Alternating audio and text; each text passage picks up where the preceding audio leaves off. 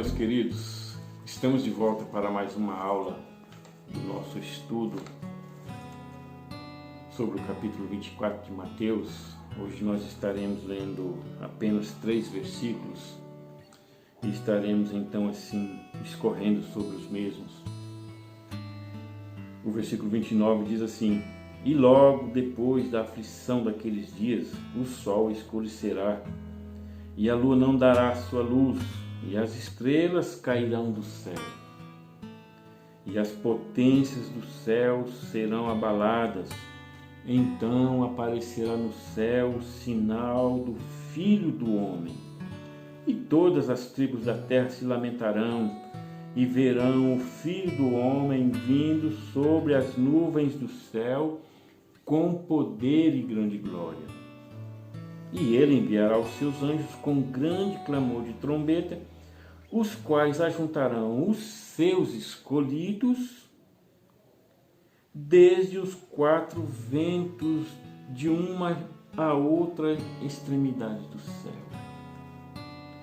Logo depois da aflição daqueles dias, indica para nós os dias da grande tribulação, os 7 anos que sucederá logo após o anticristo firmar um acordo com muitos, como está descrito em Daniel 9, versículo 27.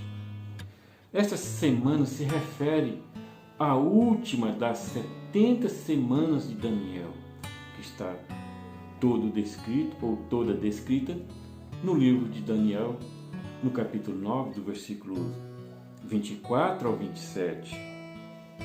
O versículo 27 fala sobre o acordo em que o anticristo firmará com muitos naquele dia. O texto diz assim: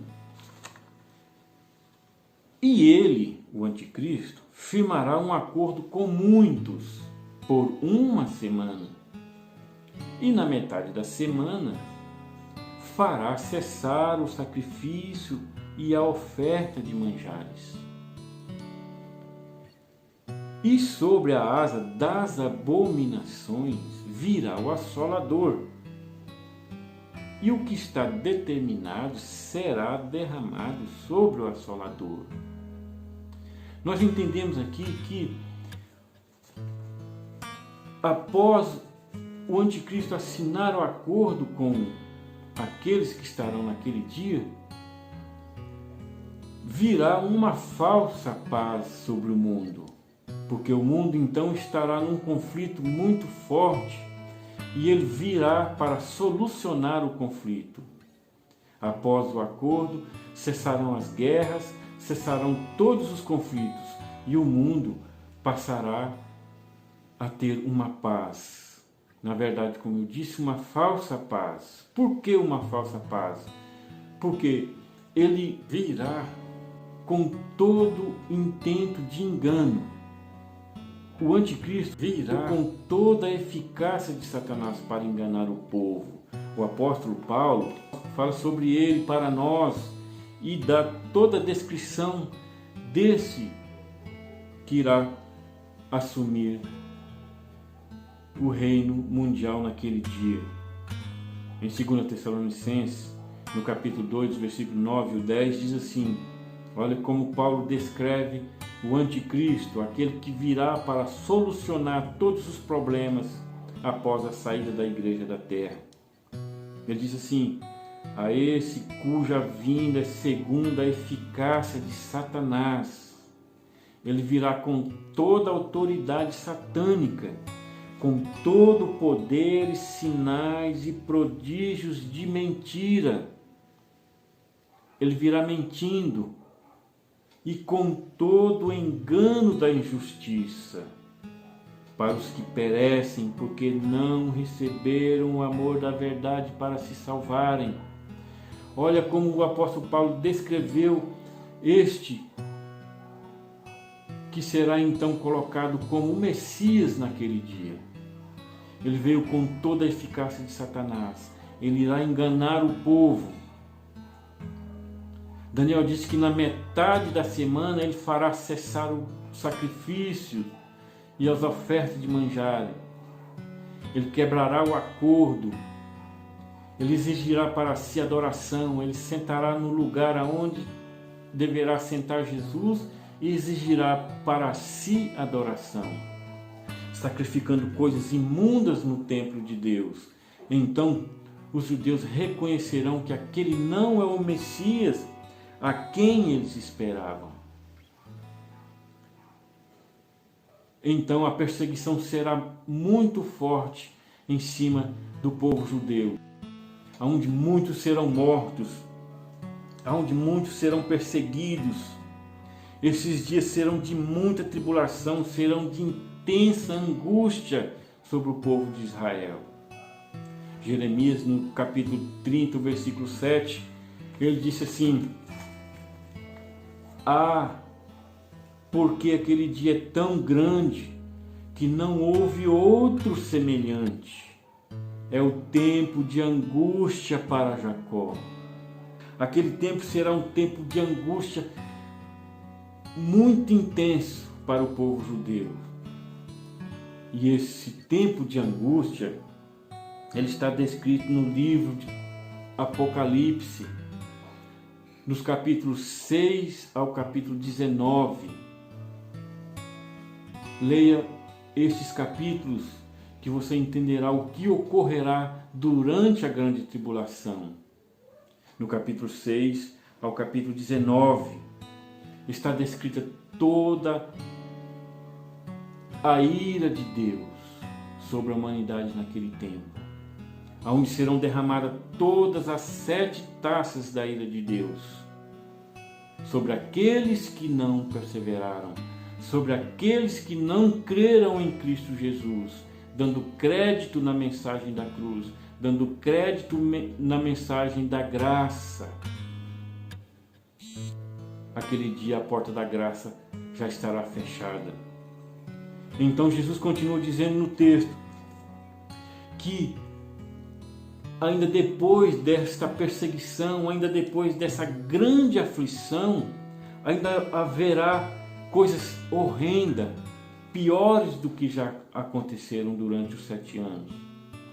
Mais propriamente dito, da segunda metade da semana para frente. Olha o que Jesus diz: e depois de todos estes acontecimentos, os céus serão abalados, o sol escurecerá, a lua não dará o seu brilho, estrelas cairão dos céus. Então haverá naquele dia aí o sinal da vinda do Filho do Homem. Percebe-se bem que Jesus está falando que antes da vinda dele como Filho do Homem, não para o arrebatamento da igreja, mas sim para livrar Israel e julgar as nações que estarão lutando contra Israel naquele dia. Aparecerá no céu o sinal do Filho do Homem, como está escrito aqui no versículo 30 do texto em que nós lemos, 24 de Mateus. Então aparecerá no céu o sinal do Filho do Homem, e todas as tribos da terra se lamentarão e verão vindo o Filho do Homem sobre as nuvens dos céus, com poder e grande glória. Este evento, sim, este evento todo olho verá naquele dia. Todos aqueles que rejeitaram Jesus, todos aqueles que não deram crédito, como eu já disse, contemplarão Cristo vindo sobre a nuvem com poder e grande glória. A igreja estará com Cristo naquele dia descendo. Você pode conferir isso no capítulo 1 do livro de Apocalipse, versículo 7, na Epístola de Judas, versículo 14, no livro de Marcos, capítulo 13, versículo 26, relata este evento em que naquele dia todos verão a Cristo descendo do céu. Todos o que rejeitaram a palavra ou a mensagem da cruz, que não foram arrebatados. Nesse dia o Senhor virá como o Messias para reinar em Israel. Ele virá agora Então os judeus reconhecerão que aquele é o Messias, aquele fora a quem os seus pais mataram no passado. Então naquele dia estarão sofrendo uma perseguição tão forte, que Israel está para ser exterminado da face da terra. Por causa disso, então, o próprio Senhor intervirá. Entrará em ação a favor de Israel, virá livrar Israel e logo após o livramento, julgar as nações que estiveram lutando contra Israel. Naquele dia, como diz Zacarias no capítulo 14, versículo 4, os seus pés estarão sobre o Monte das Oliveiras. Nesse dia o Senhor Jesus tocará a terra.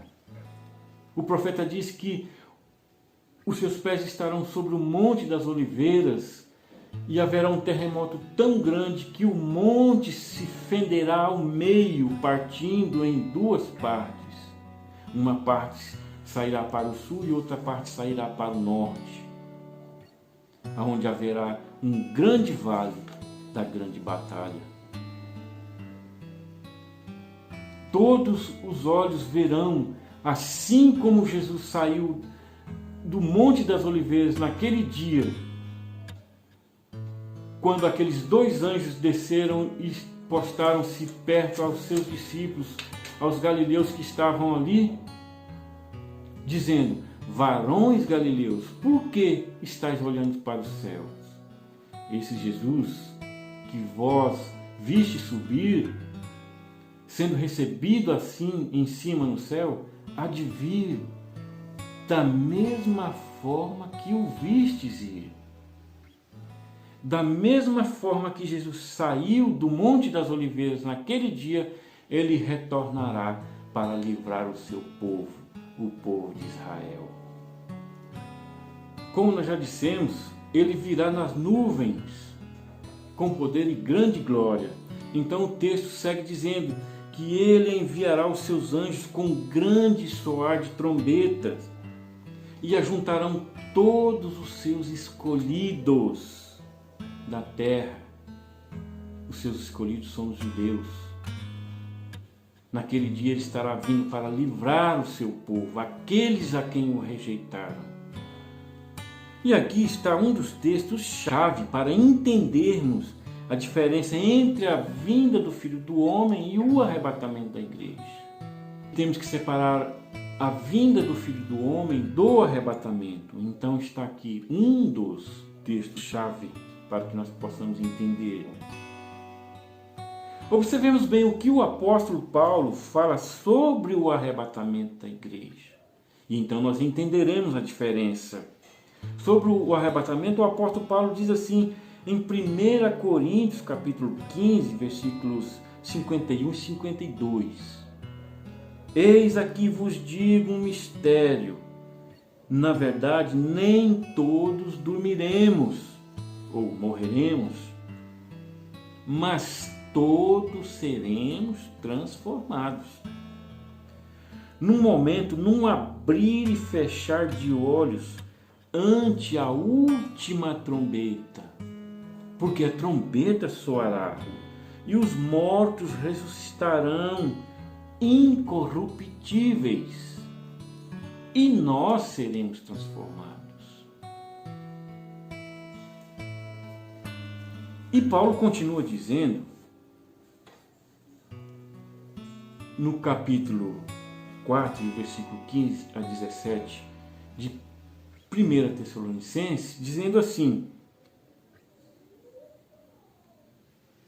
o próprio Jesus descerá do céu com alarido, com a voz do arcanjo e com a trombeta de Deus.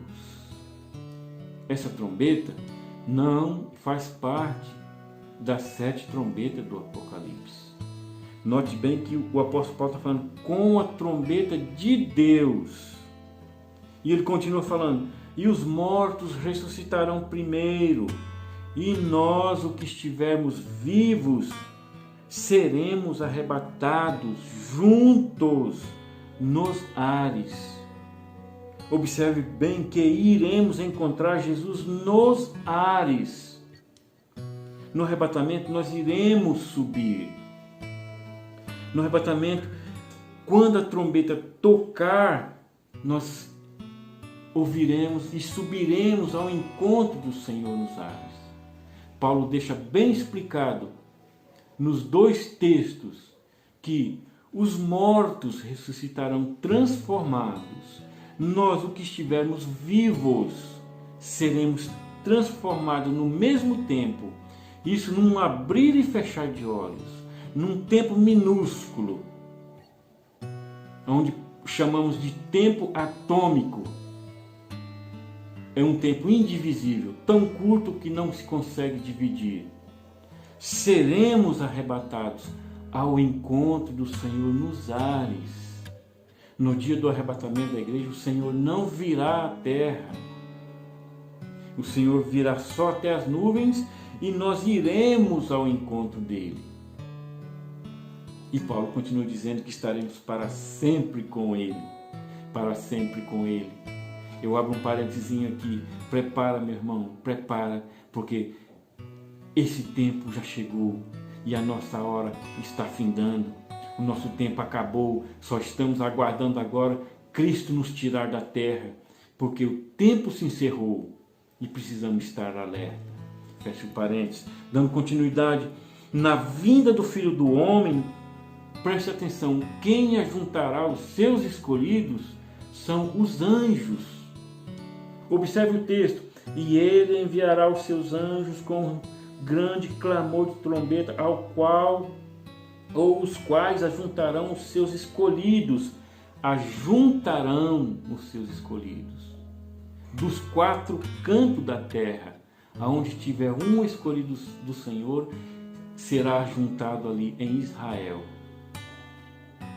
Estarão em Jerusalém para ser moldados, para ser provados, para ser lapidados, porque eles precisam passar pelo fogo para assim herdar o reino milenar. Então Cristo naquele dia enviará os seus anjos. São os anjos do Senhor que recolherão os seus escolhidos. Recolherão não, ajuntarão. Ajuntarão. Nós seremos arrebatados aos céus, a encontrar com Cristo nas nuvens. Nas nuvens. A diferença está aqui. Nós iremos subir ao encontro do Senhor nos ares. E na vinda do Senhor, como Filho do Homem, os seus escolhidos, os judeus, serão ajuntados em Israel. Temos que fazer essa separação. Precisamos entender essa separação. Porque nós aguardamos o livramento antes da grande tribulação. Apocalipse 3,10 fala sobre isso, que nos livrará da ira futura. Naquele dia, então, como eu já disse antes, os seus pés estarão sobre o Monte das Oliveiras e os seus escolhidos serão reunidos ali.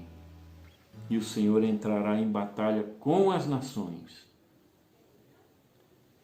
e julgará depois as nações, livrando Israel de todo o sofrimento, de ser extirpado da face da terra, mas terão que passar pelo fogo.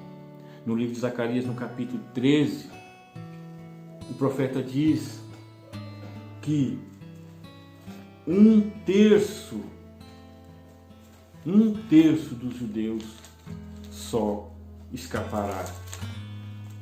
E 2/3 dos judeus serão mortos. E essa terça parte passará pelo fogo para ser provado.